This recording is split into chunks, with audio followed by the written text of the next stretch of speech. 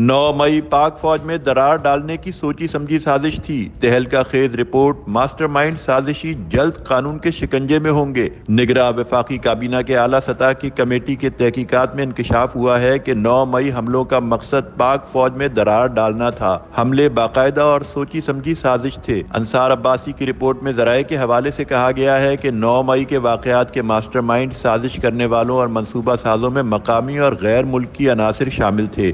Report میں ذرائع نے کہا ہے کہ کمیٹی کی یہ رپورٹ پی ٹی آئی اور اس کی اعلیٰ قیادت کے لیے پریشانی کا سبب ہوگی۔ تحقیقاتی رپورٹ کے مطابق یہ طے تھا کہ پی ٹی آئی والے بانی چیئرمین کی گرفتاری پر کس طرح کے رد عمل کا اظہار کریں گے۔ غلط معلومات کا پھیلاؤ، جعلی پروپیگنڈا اور جعلی خبریں چلانا بھی اس منصوبے کا حصہ تھا۔ کمیٹی 9 مئی کے واقعات میں ملوث افراد کے خلاف فوجداری، قانونی اور انتظامی نوعیت کی کارروائی کے لیے کمیشن کی تشکیل کی سفارش کر سکتی ہے۔